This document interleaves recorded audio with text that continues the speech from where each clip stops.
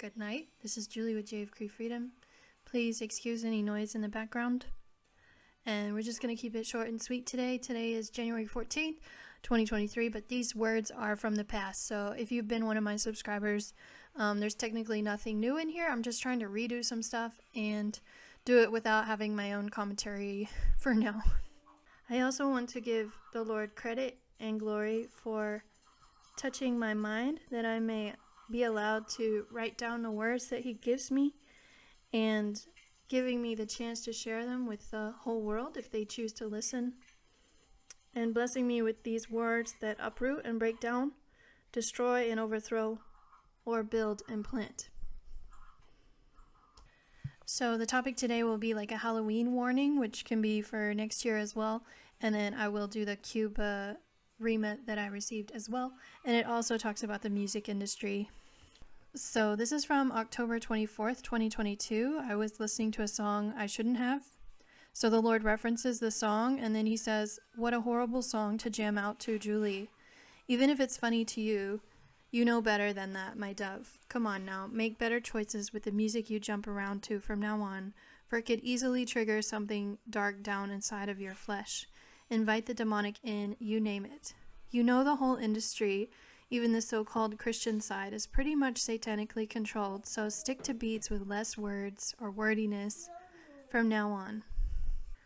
Little cute upbeat songs like that, I Got a Feelin', are okay with me, but even Florence and the Machine you need to watch out for or with, for she also has satanic ties to the industry through parents and such. Don't believe those stupid stories about the artist singing in a bathroom to impress the producer who only has 5 seconds to stop and listen. Bull honky. Those singers are vetted industrial natives and know exactly what they're getting themselves into. Plus a human sacrifice or two necessary to move them to the top of the pile, so to speak.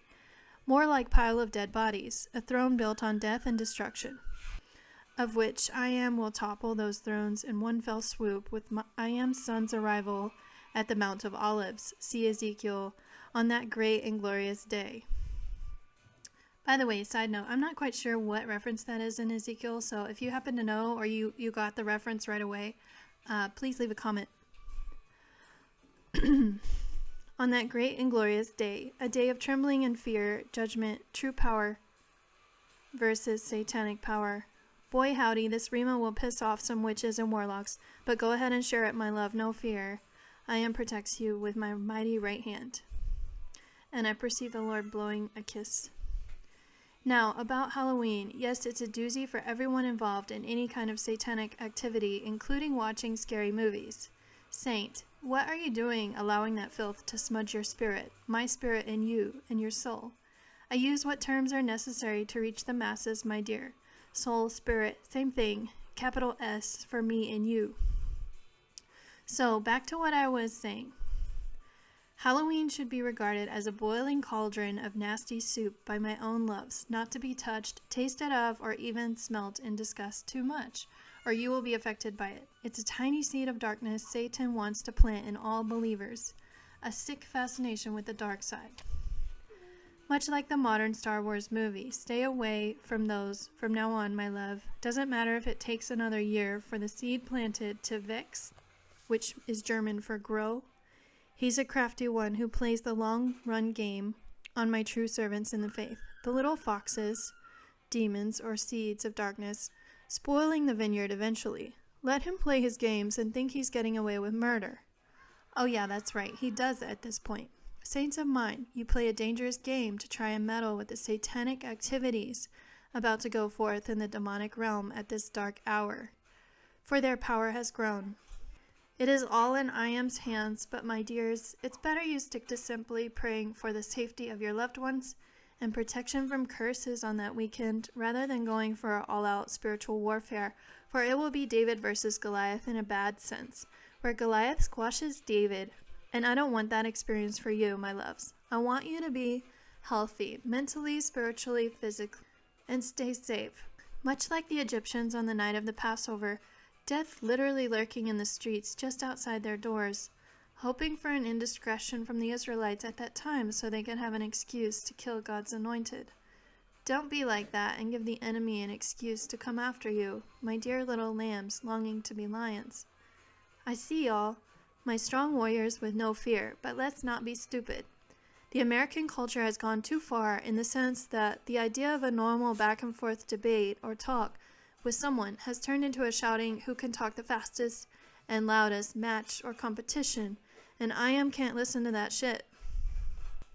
Just a reminder, there are cuss words in the Old Testament, and for him to call sin shit is not that shocking to me anymore. Please, my loves, stop the crazy and don't be like that. What happened to peace, love, and harmony and good vibes? How does a shouting match fit into those idealistic standards? reveals to you, and many of you know deep down it doesn't. And there he changes the topic. Okay, now we're going to switch into a small word for Cuba, which I have mentioned before, but I'll go ahead and say this again. Speaking of the news, yes, my love, check out Cuba and see what horrors are going on in that sad little country.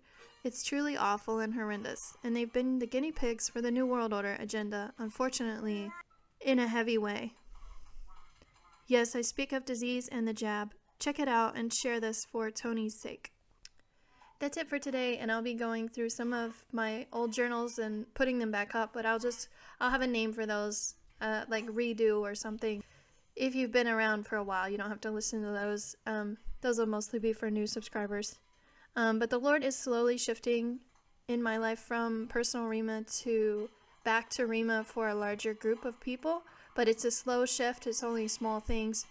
I did want to mention real quick, there are some of you that are on this channel that are real Christians, and y'all can feel the Holy Spirit and things like that. So I just want to mention the Lord has been pointing recently towards Jerusalem. But kind of in a bad way, like the destruction of Jerusalem, and pointing me to some old passages in Jeremiah that may be doubly prophetic, speaking of the destruction of Jerusalem. So when we see World War III break out, which I'm not sure what year that will be, but when we see that, that may be a part of what's going to be happening. So I just bring that to your attention. I'm not saying for sure that is definitely going to happen, but something to pray about and consider. Remember, the kingdom of heaven is like a man in search of fine pearls, and when he found a single pearl of great value, he went and sold all that he had and bought it.